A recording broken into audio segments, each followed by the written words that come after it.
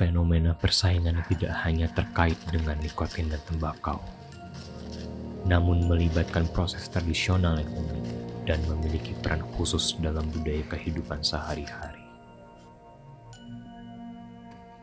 Rokok lembak menyan memiliki sejumlah elemen, yaitu perpaduan tembakau dicampur dengan serbuk menyan dan serpihan akar kelembak, lalu disatukan dalam pintalan kertas papir berwarna putih. Inilah dibalik asapnya yang khas. Rokok lembak menyan mengandung sejarah panjang.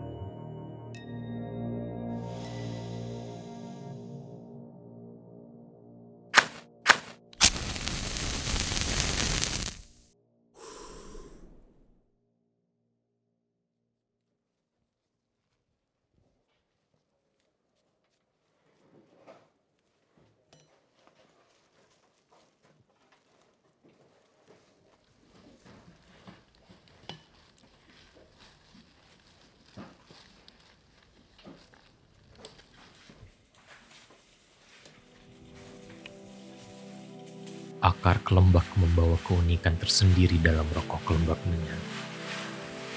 Dengan seratnya yang kuat, aroma alami yang khas, akar kelembak memberikan karakteristik dalam membedakan rokok kelembak menyan dari jenis rokok lainnya.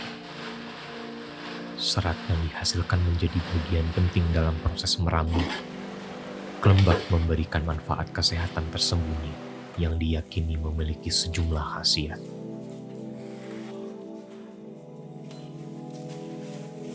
Berbagai jenis menyan salah satunya dihasilkan di Sumatera. Aromanya seringkali digunakan sebagai wewangian dan mengingatkan pada hal-hal mistis bagi sebagian orang. Namun di balik itu, menyan juga memiliki banyak manfaat sebagai obat herbal. Penggunaan menyan memberikan sentuhan rasa dan aroma yang berbeda. Seringkali dianggap lebih halus atau memiliki karakteristik yang lebih unik dibandingkan dengan rokok kretek konvensional. Aroma khas dari menyan juga memberikan pengalaman merokok yang berbeda bagi para penggemar kelembak menyan.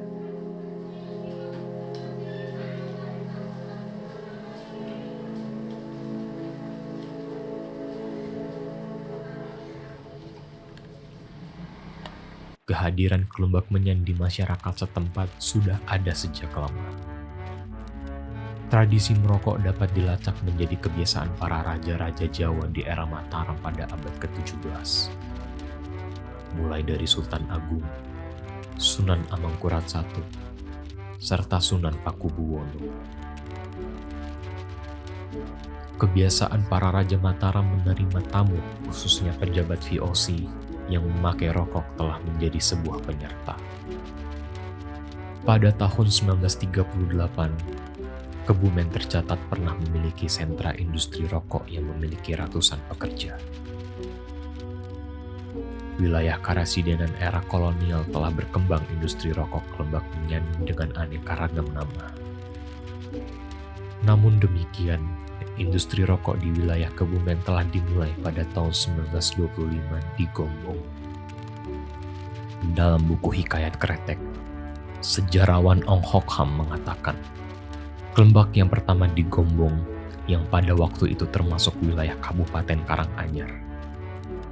Pada tahun 1928, di tempat yang sama, muncul perusahaan rokok kelembak kedua, yang bisa kita masukkan ke dalam kategori perusahaan menengah.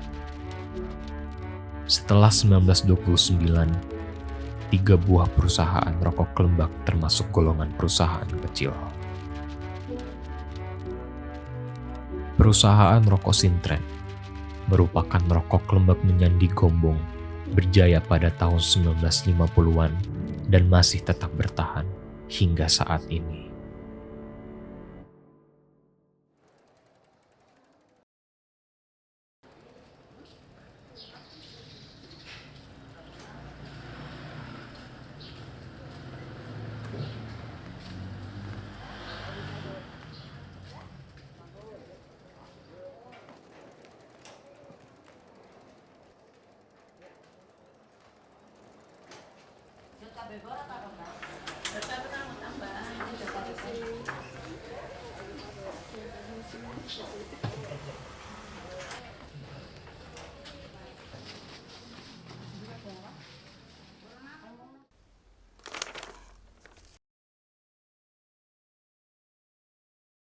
Keterampilan dalam pembuatan kelembak menyan yang mencerminkan keahlian masyarakat lokal dalam mengolah tembakau dan bahan-bahan alami lainnya untuk menciptakan produk yang memiliki identitas khas.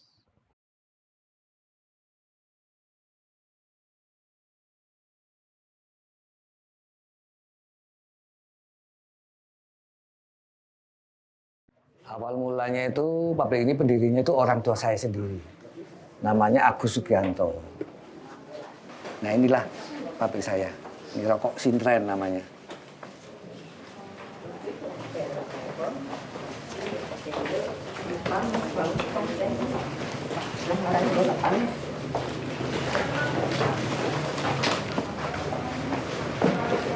Jadi bahan bakunya ya, ini kemenyan. Ini kelembak, ini tembakau, ini sigaretnya. Nah kita dalam satu batang kita ada 2 kertas. Yang satu ada capnya, yang satu enggak. Kita pakai 2 kertas karena kalau kita satu kertas itu enggak kuat. Karena ada kelembaknya. Kelembaknya itu kristalnya tajam. Jadi kalau tajam ini nanti malah rusak rokoknya. Rokok saya itu tiga merek ya, perusahaan rokok Sintren, rokok Bangju, dan rokok Toko. Nah, masing-masing ini kita punya segmen pasar yang berbeda-beda, daerahnya berbeda-beda. Nah ini kita ini rokok Sintren, itu yang ukuran kecil, ada yang ukuran besar, ada yang lebih besar lagi. Nah ini pemasarannya di Gombong dan sekitarnya. Pegawai saya ini dulu mulai bekerja di sini kira-kira usia 20 tahun. Sekarang udah usianya sampai 70, ada yang 80, 60. Jadi memang kita mulainya dari yang usia 20. Tapi ini bertahan sampai sekarang karena dia kondisinya baik, sehat. Jadi kita bisa bekerja sama. Jadi sampai sekarang kita bisa bertahan sampai sekarang. Rumahnya ini daerah sekitar lokasi ini daerah sini aja, pedesaan sini aja. Jadi kita memang padat karya. Dulu banyak ya, kita dulu sampai mencapai 1000. Karena orang tua saya itu pendirinya, terus kita meneruskan. Nah meneruskan ini kita tahun 88 sampai sekarang. Penelitiannya semakin merosot dikarenakan usia sudah terlalu tua atau tidak kuat kerja. Jadi kita tidak ada PHK di sini. Karena kita padat karya, kita tidak pakai mesin, pakai manual semua. Nah ini alatnya seperti ini. Ini alatnya seperti bendera. Alatnya seperti ini. Jadi kita memang lama ya, lebih lama dibandingkan rokok kretek buatannya. Jadi seperti bendera ya. Seperti bendera ini, nanti dilinting-linting begini ya, puter-puter ya.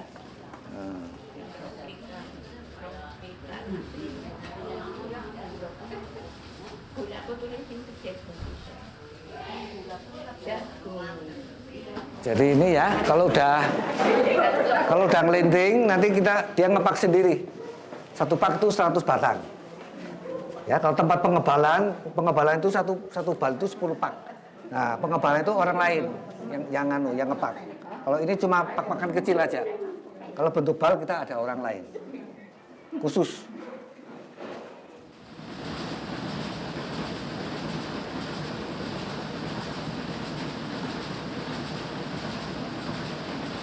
Nah, ini tempat penggilingan kelembak. Kita komposisinya kan ada tembakau, kelembak, kemenyan. Nah, ini kelembaknya di sini. Nah, kelembak itu kita belinya di daerah Magelang, panjang-panjang ya ukurannya ya. Terus kita kristalkan dengan mesin ini supaya lebih kecil. Soalnya itu buat rokok itu harus yang kecil ya. Nah, ini ukurannya. Nanti diperkecil lagi lebih kecil dari ini. Nah, ini tembakonya. Tembakau itu kita beli dari Muntilan. Nah, untuk mengurai tembakonya di sini. Ini lengket-lengket kita urai, jadi kita lepasin istilahnya, bukan memotong, lepasin dari lengket-lengket ini. Tembakau itu kita banyak variasinya ya, tadi yang bagus, yang sedang, yang kurang bagus. Kita komposisinya kita atur supaya bisa terjangkau sama masyarakat.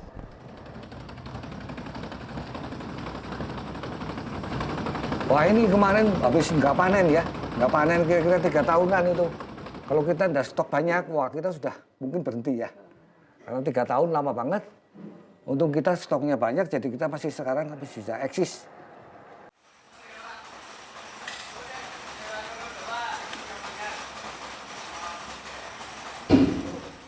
Nah, ini kemenyan ya.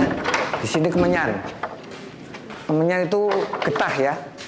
Getah jadi tidak ada ekspet, nggak ada batas kedaluarsa. Semakin lama semakin bagus. Kayak lembah, kayak tembakau itu ada batasnya, kedaluarsanya ada. Kalau ini tidak ada batas karena di getah.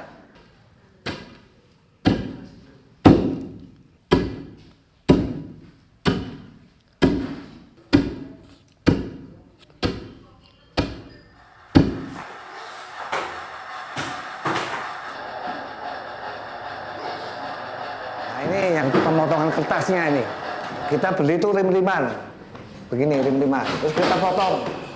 Potong seperti ini potongannya. Ini buat dikirim ke pabrik-pabrik nanti. Ya, bentuknya kayak gitu, lembaran.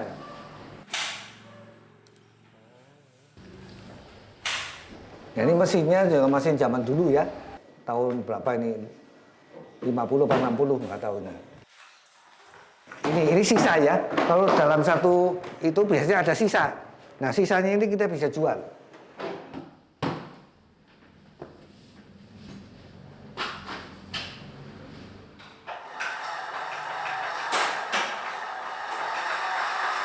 Banyak lika-liku ya di perusahaan ini ya. Jadi kita mulai megang itu tahun 88. Sebelumnya itu orang tua saya.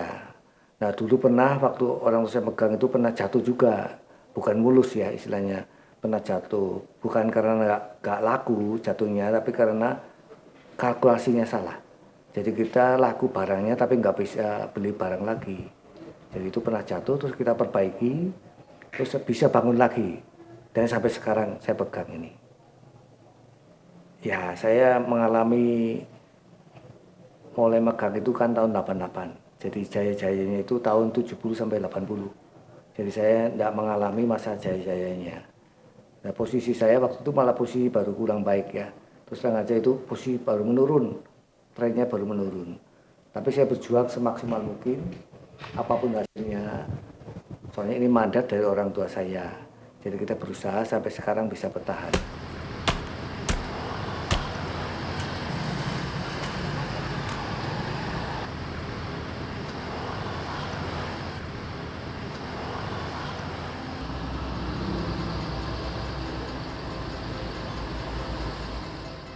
Alasan mengapa industri kelembak menyan ini masih bertahan, karena tidak ada ekspansi bisnis dan pembukaan cabang baru yang dapat ditemukan sebagaimana perusahaan rokok modern lainnya.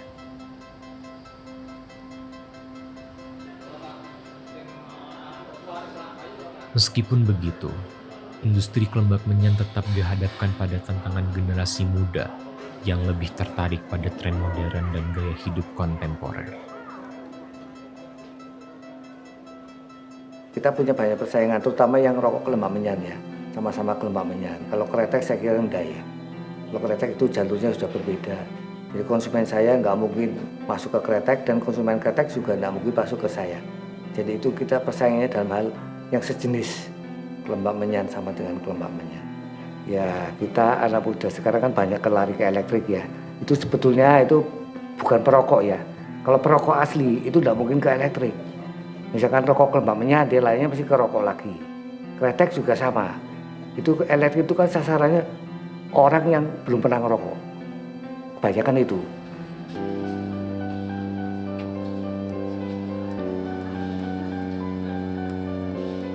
Di balik itu, pemerintah berupaya agar terciptanya regulasi yang mudah diakses oleh para produsen kelembak menyan, sehingga peluang untuk mendapatkan keuntungan secara ilegal dapat terhindarkan.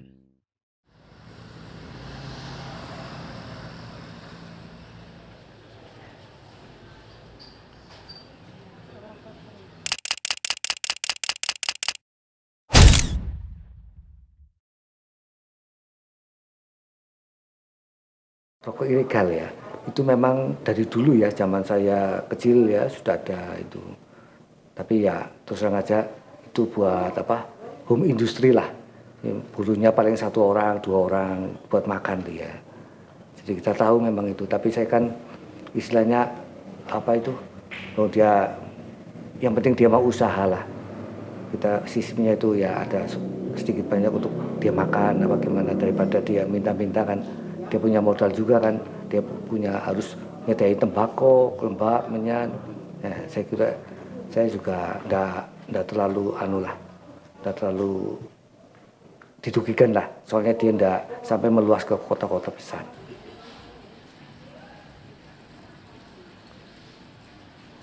Bea cukai sekarang itu regulasinya saya menilai itu bagus, karena apa? Dia menolong pengusaha-pengusaha kecil.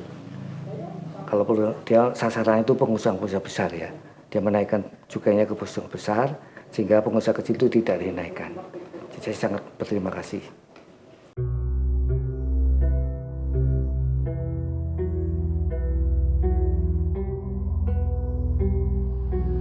Rokok kelembak menyan yang kerap dihubungkan dengan aktivitas mengundang roh-roh halus, membuat rokok ini tidak hanya sebagai produk rokok semata, namun juga memiliki makna dan simbolisme dalam kehidupan sehari-hari.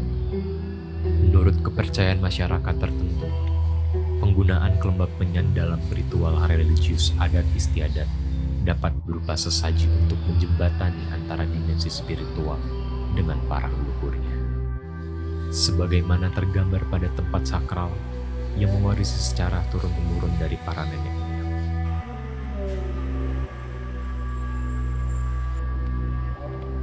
Budaya ya, konsumen saya itu kan banyak orang yang bilang itu untuk sajenan apa-apa ya, kita nggak masalah lah.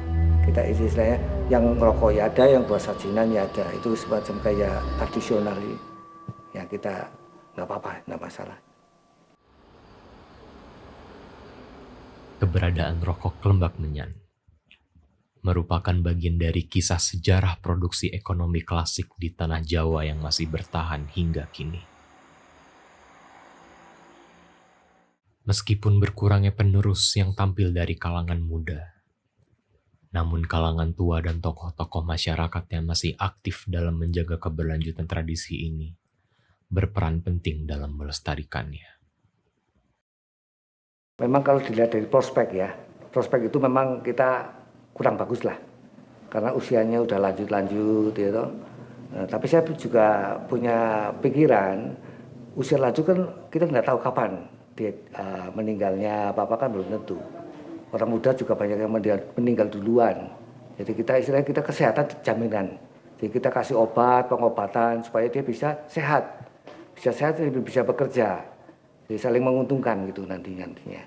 Kita pertahankan terus ini orang-orang ini dengan kesehatan yang kita usahakan sebaik mungkin supaya dia bisa tetap bertahan. Romantisme masa lalu tidak bisa dihilangkan begitu saja. Menghisap rokok kelembak menyan bagi orang tua tertentu menghidupkan peristiwa dan kenangan tertentu di masa silam. Pepatah mengatakan, ada kalanya yang tua belum usai dahulu. Di balik wajah renta yang bekerja melipat gulungan rokok, menyimpan banyak kisah dan cerita yang dapat digali saat mereka masih bekerja di usia belia. Di mana, setelah sekian kali rezim berganti dengan karakter pemerintahan yang berbeda,